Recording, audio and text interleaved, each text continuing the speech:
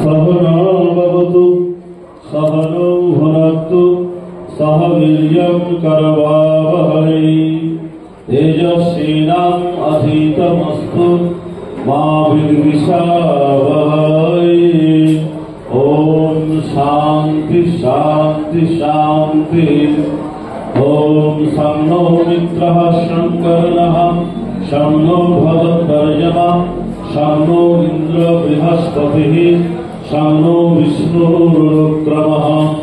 नमो ब्रह्मणे नमस्ते वायो त्वमेव प्रत्यक्षं ब्रह्मासि त्वमेव प्रत्यक्षं ब्रह्म वदिष्यामि ऋतं वदिष्यामि सत्यं वदिष्यामि तन्माम् अवतु तद्भक्तारम् अवतु अवतु माम् अवतु भक्तारम्।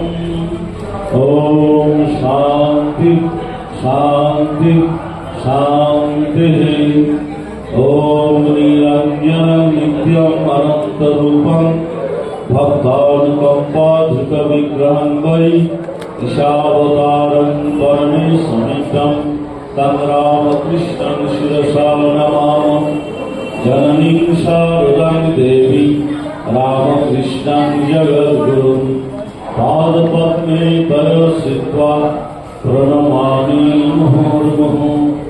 नमः श्रीज्योतिराजाय विवेकानन्दसूरये सच्चित्सुखस्वरूपाय स्वामिने तापहारिणे।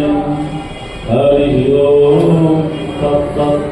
श्रीरामकृष्णार्पणमस्तु। समस्त भक्तদের আমার অভিনন্দন, শুভেচ্ছা এবং নমস্কার।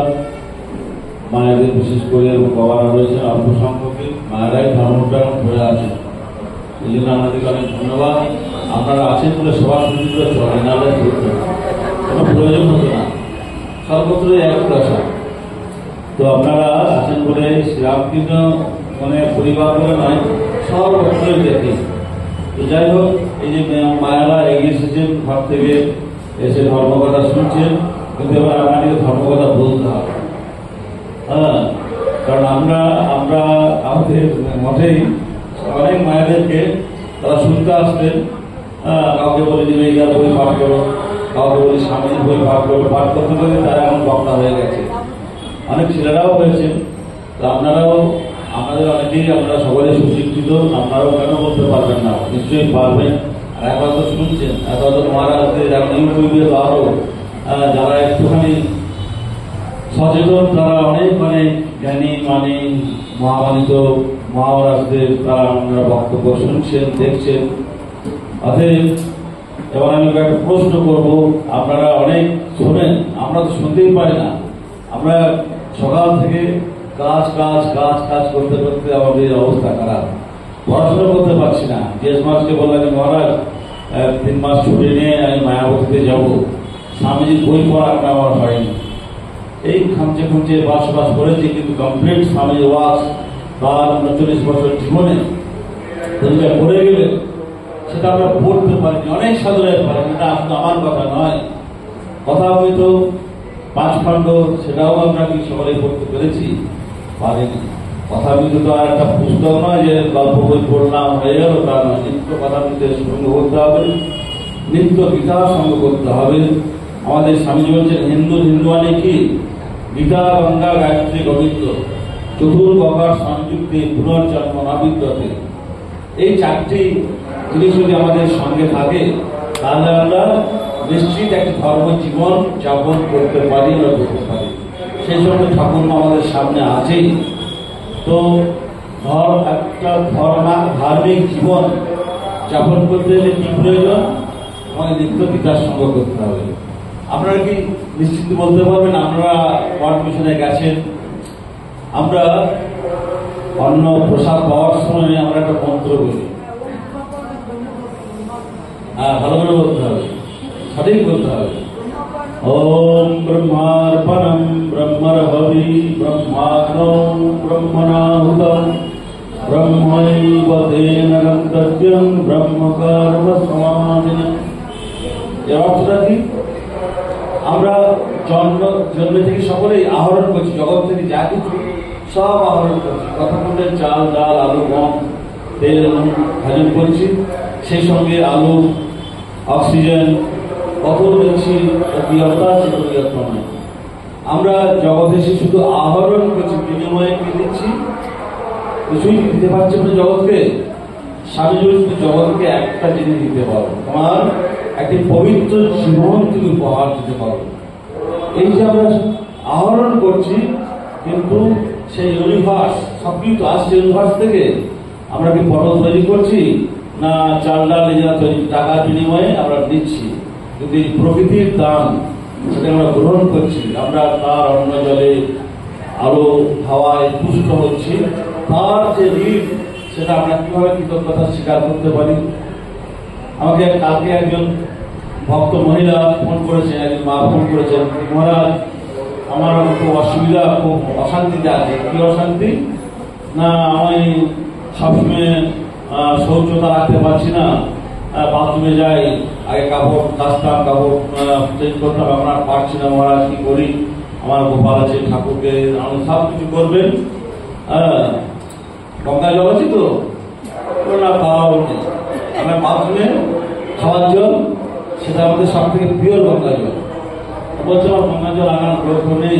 আমরা ঠিক আছে আপনাকে গঙ্গা জল দিয়ে আসবো। তো এটা যেটা আমরা যে জলটা গ্রহণ করছি, পান করছি, স্নান করছি, সব কিছুই আমরা গঙ্গা জলেই করছি। সেই গঙ্গা জল আপনিও গঙ্গা গঙ্গা বলে মাথায় ছিটালেই আপনি পবিত্র।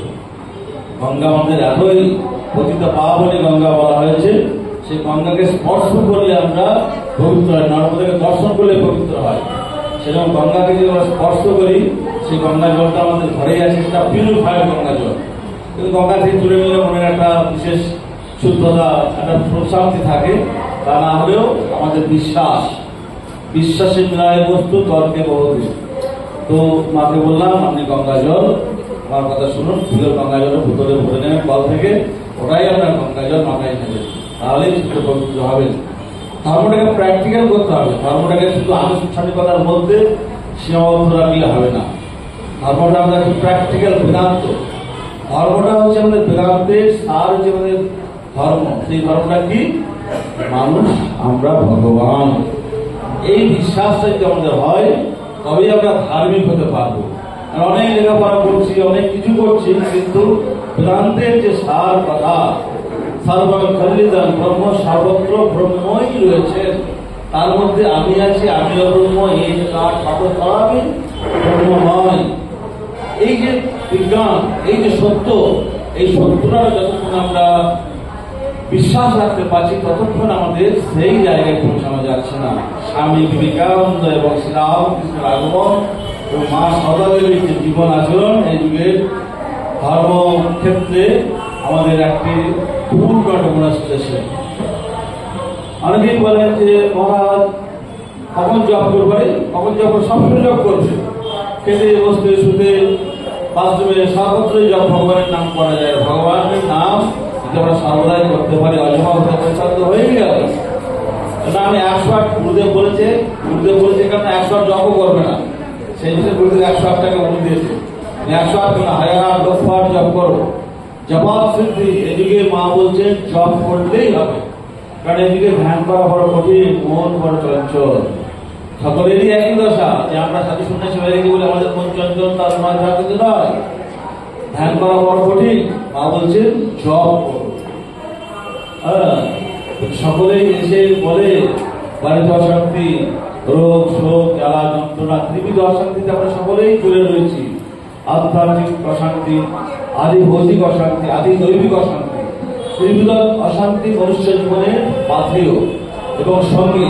সেই ত্রিবিধ অশান্তিকে যদি আমরা এর থেকে নিষ্কৃত হতে যাই, তাহলে ভগবানের নামই সরল মনন নিদিধ্যাসন এবং নাম সংকীর্তন, এছাড়া দ্বিতীয় রাস্তা নয়। নানা পন্থা বিদ্যায় যদি আমরা অশান্তি থেকে মুক্তি পেতে যাই, মা বলছেন সকলে এসে বলে অশান্তি, কেউ বলি 5,000 জপ করেছে, বলো তো আমার অশান্তি আছে, সেটা কেউ করবে না। 5,000 জপ মা বলেছেন প্রেসক্রিপশন।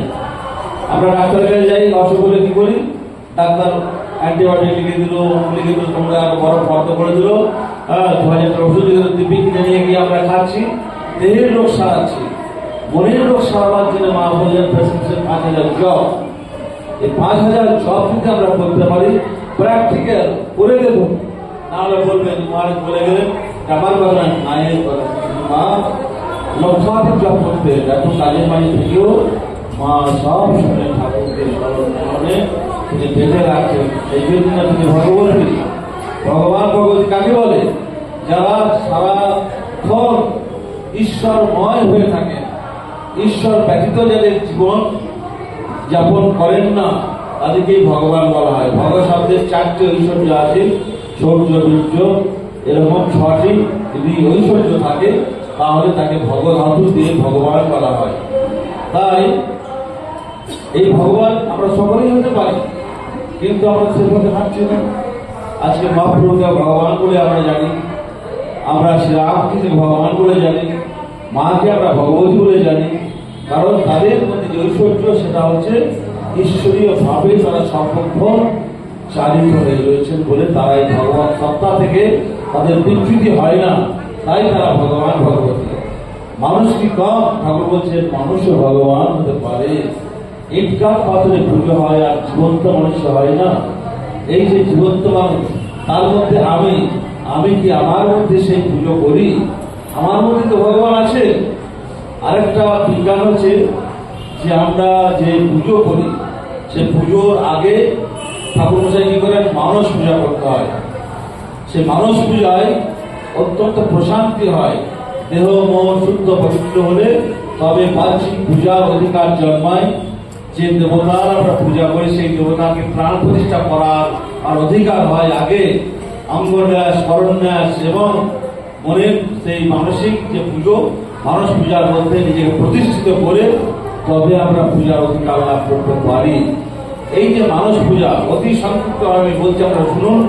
আমরা সকলেই হয়তো অনেকে দীক্ষিত বা দীক্ষিত নাও হতে পারেন বা অন্যান্য জায়গায় দীক্ষিত হতে পারেন, তাদের কিছু যায় আসে না, কিন্তু আমরা প্রত্যেক পুজো কিভাবে করবো, পুজোর একটা সায়েন্স, সেই সায়েন্সটাকে আপনাকে, বিজ্ঞানটাকে আপনাকে ভাবতে হবে আগে। মানস পূজা কি করে করবেন? আপনাকে আগে দৃঢ় বিশ্বাস, আমার মধ্যে ভগবান আছেন, আমার মধ্যে গুরু আছেন, আমার মধ্যে ইষ্ট আছে। গুরু ইষ্ট আমাদের অবস্থান করছে, গুরু মন্ত্র দিয়ে আপনাকে ছেড়ে দেননি, সদা সর্বদাই আপনার সঙ্গে আছেন। এই দৃঢ় বিশ্বাস চাই, তোমার সদা সর্বদা আমার সঙ্গে আছেন, সদা সর্বদা আমাকে রক্ষা করছেন এবং আমাকে লক্ষ্য করছেন। আমি কি করছি না করছি, লুকিয়ে করছি, আড়ালে করছি, সেটা নয়, তিনি সদা সর্বদাই তিনি আমাকে লক্ষ্য করছেন। এই বিশ্বাস থাকলে আমার বেচারে পাপ করবে না। এবার সেই গুরুদেব আমি কিভাবে পুজো করব? সুন্দর আমরা পঞ্চভূজানে যে পুজো করি, ধূপ দীপ ফুল অর্চনা করে, আগে পাত্র অর্ঘ, তারপরে ফুল দিই, পুষ্প দিই, ধূপ দিই, দীপ দিই, নৈবেদ্য দিই, একটা মালা দিই, দিয়ে একটু ভোগ নিবেদন করে আমরা ঠাকুরকে আরতি করে একটু আয়োজন করি। এই যে পুজো ব্যাপারটা, সেই পুজোটা আমরা নিজেরা মানুষ করতেই পারি। অনেকের ফুল পাতা বাজার থেকে আনতে হবে তার কোনো মানে নেই, আনতে পারলে ভালো, নিজের বাড়ির ফুল থাকলে ভালো, না থাকলে মানুষ পূজায় আপনি নিজেকে প্রতিষ্ঠিত করতে পারবেন। তাই ভগবান বলছেন পত্রং পুষ্পং ফলং তোয়ং তুমি ভক্ত প্রদচ্ছতি। ফুল না থাকলে পাতা দিয়ে পুজো করতে পারেন, বেল পাতা থাকলে ভালো, পাতা থাকলে ভালো, পাতাও আপনি জল দিয়ে পুজো করুন। পত্র পুষ্পং ফলং, ফল দিয়ে পুজো করা যায়, তোয়ং জল দিয়ে পুজো করা যায়। এতটাই সহজভাবে ভগবান আমাদেরকে বলেছেন, ভগবান বলেছেন, যদি ভগবান আছে তাহলে আমরা এই পুজোটা আমাদের সনাতন ধর্মাবলম্বীদের পুজোর যে একটা বিজ্ঞান, সেই বিজ্ঞানটাকে আমরা কেন গ্রহণ করবো? পুজোটা বিরাট আনন্দ আছে, যদি ঠিক করতে পারেন এই পুজো একটা বিরাট আনন্দ, আনন্দটাকে নিজের মধ্যে শান্তি উপভোগ করবে। একটা মানে কি বলবো, উচ্ছন্ন আনন্দ আপনি পাবেন। কি করে পাবেন? সকলে চোখ বুঝুন, সকলে চোখ বুঝুন, শিরে বসুন একটুখানি। এবার আমরা আমার অন্তরে আমার গুরুদেব আছেন, ইষ্ট আছেন, তাকে আমরা অর্চনা করবেন, পুজো করবো। পুজোকে একটু পুজো করতে হয়, সেই গুরুকে কি করে পুজো করবো না? আগে আপনি সুন্দর আপনার এই যে দেহ মন্দির, সেই মন্দিরের মধ্যে এক পদ্মাসন আছে, হৃদয়ের মধ্যে ভগবান আছেন, গুরুদেব আছেন। সেই গুরু, সেই ইষ্ট, তিনি আমার মধ্যে অবস্থান করছেন, এই দৃঢ় বিশ্বাস নিয়ে আপনি তাকে আহ্বান করবেন। হে গুরুদেব, ইহা গচ্ছ, ইহা গচ্ছ, ইহো তিষ্ঠ, ইহো তিষ্ঠ, ইহো সমৃদ্ধে, ইহো সমৃদ্ধি, ইহো সমৃদ্ধ, ইহো সম্ভবী, ইহো সম্ভব অত্র অধিষ্ঠান গুরু মম ভুজান দেহান। এটা সংস্কৃত বলেন, হে গুরুদেব, দয়া করে আমার হৃদয় পদ্মাসনে আপনি আসুন। আপনাকে আমি করজোরে আহ্বান করছি, আমার হৃদয় পদ্মাসনে আপনি একটু আসন গ্রহণ করুন। আপনার আমি ফলপত্র অর্চনা করার সুযোগ দিন। মনে মনে করছেন, সেই হৃদয় প্রত্যাশাটা তার আগেই আপনি মার্জন করেছেন, শুদ্ধ বস্ত্র স্নান করেছেন, এসে আপনার নিজের পুজোর আসনে ঠাকুরের সামনে আপনি এসে বসেছেন। বসে এবার সেই গুরুদেব বা ভগবান শ্রীরাম যার ইষ্ট তাদেরকে আহ্বান করে সেই আসনে আপনি বসালেন। এসে বসে এবার করজোরে আপনি পাত্র, আগে গুরুদেব অতিথি হিসেবে ফুল দিয়ে আপনার বাড়িতে এসেছেন, আপনি কি করবেন?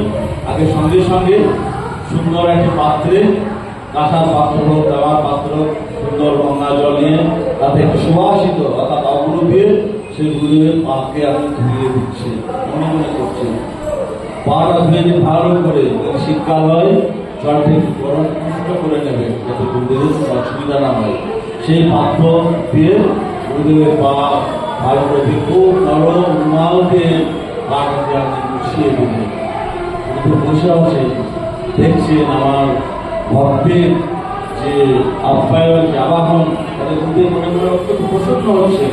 এরা প্রসন্ন হবে, সুন্দর যদি আপ্যায়ন পাই সেই গুরুদেবকে। এবার তারপরে আপনি সুন্দর চন্দন ফুলে লাগিয়ে মন্ত্র, ওম ওই এসো গন্ধ শ্রী গুরবে নমঃ, গুরুদেবকে সুন্দর চন্দনের পুষ্প দিয়ে পায়ে আপনি আস্তে আস্তে দিলেন। তারপর অর্ঘ দিলেন, সুন্দর করে বিল্লপত্র দিয়ে তাকে সাজিয়ে অর্ঘ চন্দন দিয়ে অর্ঘ দিলেন। অর্ঘের পরে পুষ্প দিলেন, অনেক সুন্দর পুষ্প মনে মনে চয়ন করেছেন, সুন্দর গোলাপ, জবা, 5 রকম বিবিধ পুষ্প নিয়ে একটা সুন্দর থালায় করে নিয়ে গুরুদেবের সামনে অর্পণ করলেন। তাহলে গন্ধ হলো, পুষ্প হলো, এরপর ধূপ, ধূপ দিয়ে অর্চনা করলেন গুরুদেবের সামনে, প্রদীপ চালিয়ে দিয়েছেন। তারপর সুন্দর গাঙ্গুরামের সন্দেশ, ভালো ভালো ফল সুন্দর করে রচনা করে গুরুদেবের সামনে ধরলেন। সুন্দর আমার রূপোর গ্লাসে জল দিলেন, জল দিয়ে তাতে তুলসী পত্র দিলেন, দিয়ে গুরুদেবকে সেই নিবেদন ফল এবং মিষ্টি, তারপর আরো যা কিছু সুন্দর আপনি নিয়ে মাধুরী দিয়ে সেগুলি সাজিয়ে গুরুদেবকে অর্পণ করছেন। তারপর আরতি করলেন, এবার পঞ্চবতী দিয়ে আরতি করলেন, একটু বাতাস করে দিলেন, সুন্দর একটি গোড়ের মালা পরিয়ে দিয়ে তারপর শাস্ত্রাঙ্গ প্রণাম করলেন। এই যে এতক্ষণ বললেন, গুরুদেব প্রসন্ন হয়ে গেলেন। আপনাকে একটা প্রসাদ দিয়ে দেব, গুরুদেব আশীর্বাদ করছেন। দেখছেন গুরু আর আপনি একই হয়ে যাচ্ছেন, গুরুর সঙ্গে ইষ্ট একই হয়ে যাচ্ছে। আস্তে আস্তে আপনার মধ্যে যে শুদ্ধ পবিত্র ভাব, ভগবান আপনার মধ্যে বসে রয়েছেন, এটা আপনাকে ভিতরে উপলব্ধি করবেন। তীর্থ করতে দেখবেন সত্যি গুরুদেব আমার কাছেই রয়েছে। দেখি মন নয়ন নদীর ভালো করে ওই আলো করে বসে কি আছে তোর ভাঙা ঘরে। দেখি মন নয়ন নদীর ভালো করে কত যে ধুলো মাটি ছাই ভুলের কথা আসন খানায় ওরে তুই কর নিবেদন প্রাণের বেদন প্রাণ বিরয়ে পায়ে ধরে দেখি ভালো করে ওরে ওরে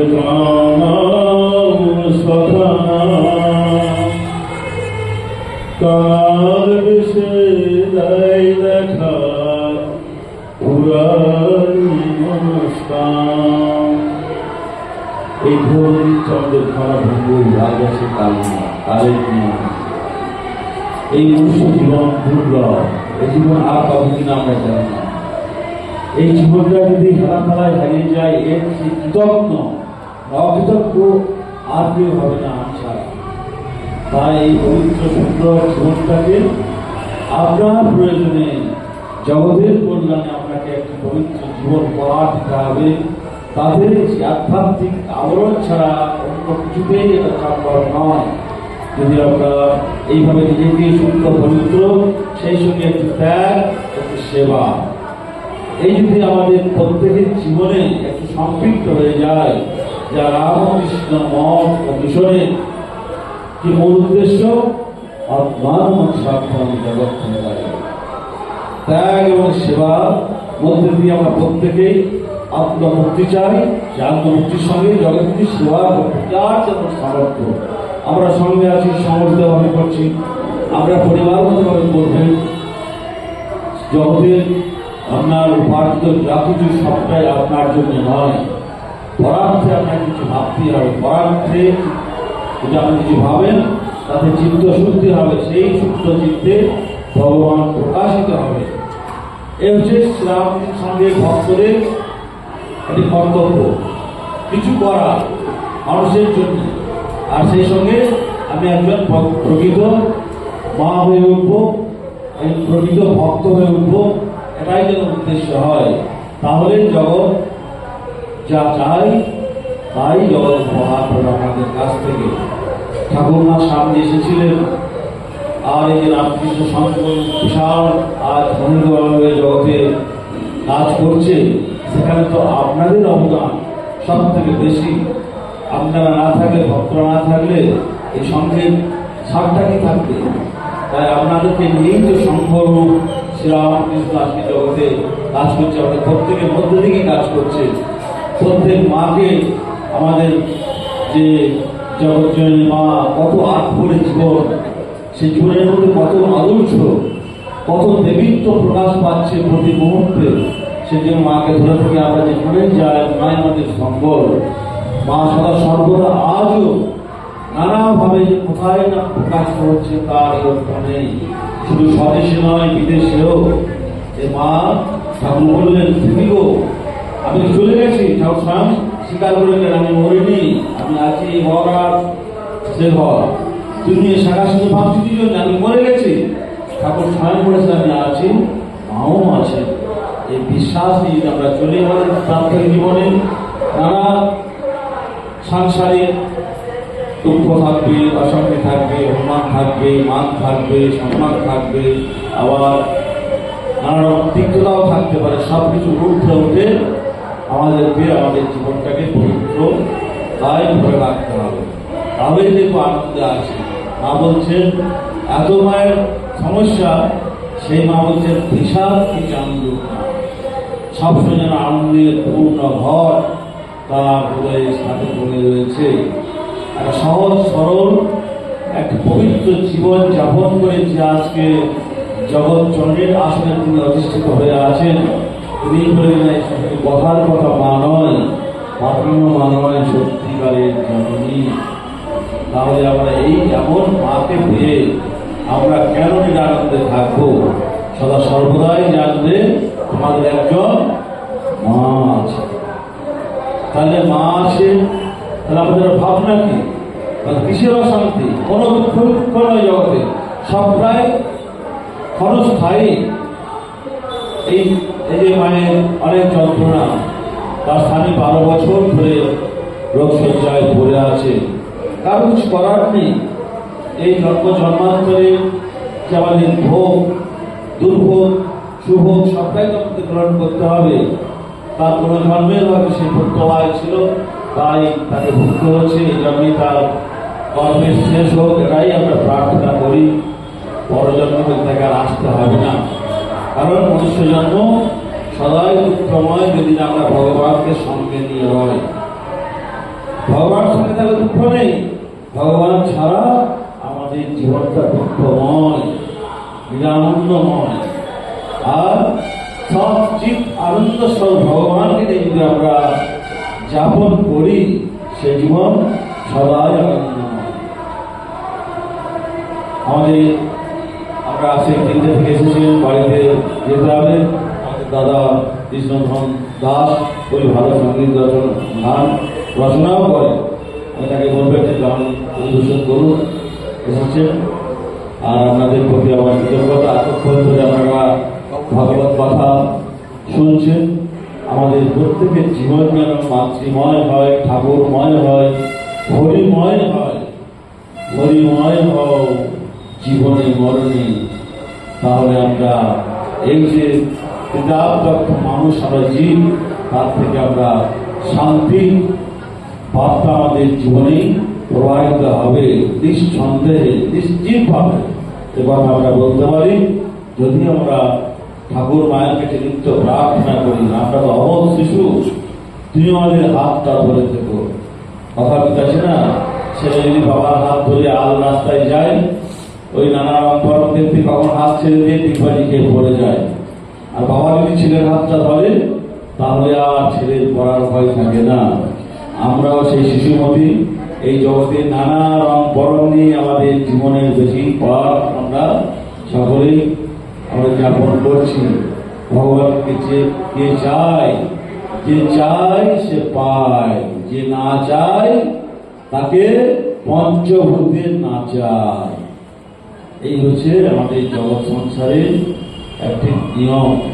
অতএব ভগবানের কাছে প্রার্থনা করতে হবে, ঠাকুর মা তুমি আমাদের হাত ধরে থেকো, তাহলে আমরা যেন আর না পড়ে যায়, তোমার সঙ্গ ছাড়া না হবে। সকলেই আমার আন্তরিক অভিনন্দন, সকলকে ঠাকুর মা স্বামীজির আশীর্বাদ প্রার্থনা করি। সারা বছর যেন আমাদের এই ঠাকুর মায়ের স্বামীজির কথায় স্মরণে মরণে যেন আনন্দে থাকতে পারি, এই প্রার্থনা। জয় ঠাকুর, জয় মা, জয় স্বামী। আমি চরণে আমার সকল প্রণাম জানাই। আমাদের পূজ্যপাদ মহারাজ ধন্যবাদ, ওনার আশীর্বাদে আমরা সবাই এখানে একসাথে মিলিত হয়েছি। আমাদের তাই ওনার চরণে আমার সকল প্রণাম।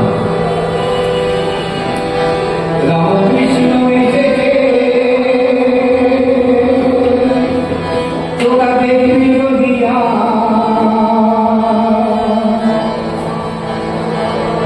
এসেছে রামকৃষ্ণ এসেছে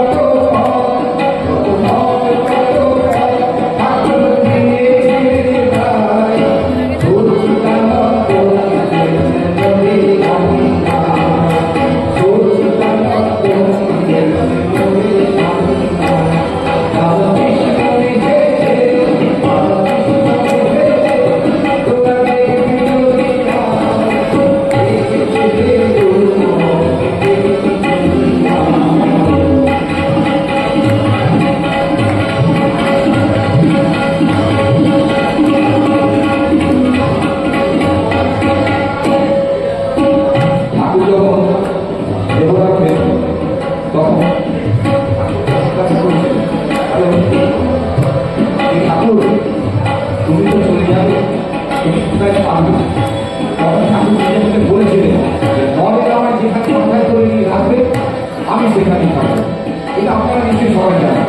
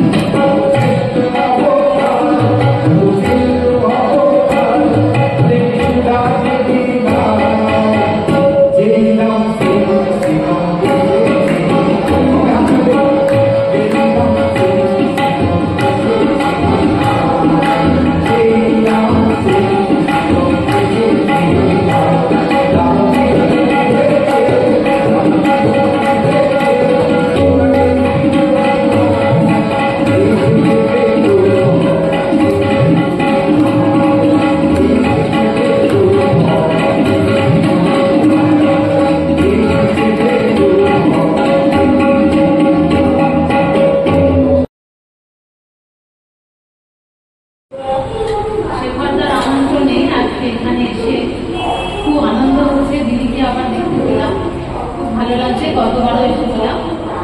ঠাকুর মা স্বামীজির চরণে আমি প্রণাম জানাই।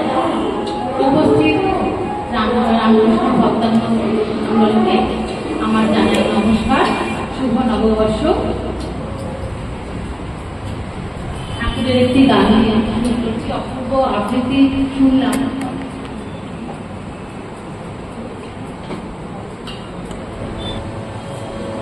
বইছে যে তার কৃপা পালনে বেলা জীবন তরি পাবে ভগে করিয়া। বইছে যে তার কৃপা পালনে বেলা জীবন তরি পাবে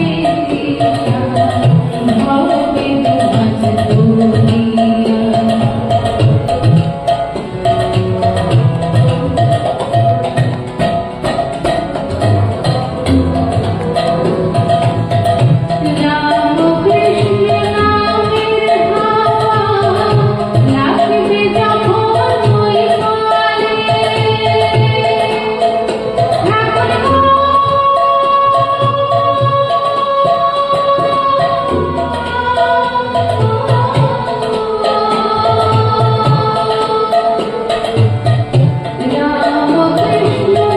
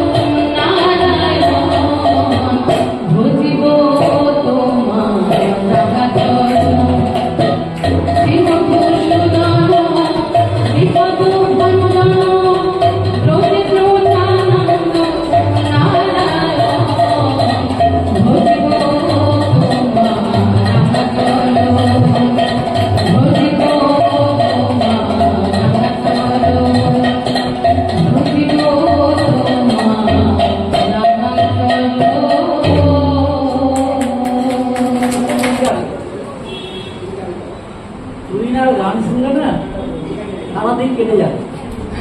ওর যা গানের স্তর আর ও যেভাবে গান করে দেহতত্ত্বের গান করে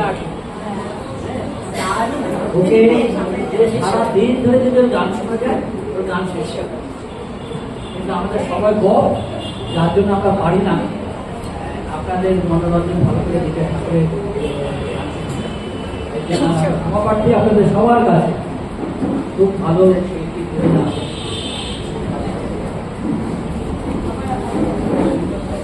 বন্ধ হয়নি ছাত্রী আর অর্পিত ব্যারাকপুর গভর্নমেন্ট হাই স্কুলে পরীক্ষা দিয়েছে। আপনারা আশীর্বাদ করবেন কথা বলতে আগামী জীবন খুব ভালো হয়। দুজনেই কিন্তু সবচেয়ে এখানে দুনিয়া তারা পরিবেশন করছে সঙ্গীতটিও চলে গেল। ও এখনো পাঠরত মাধ্যমিক পরীক্ষা দেয়।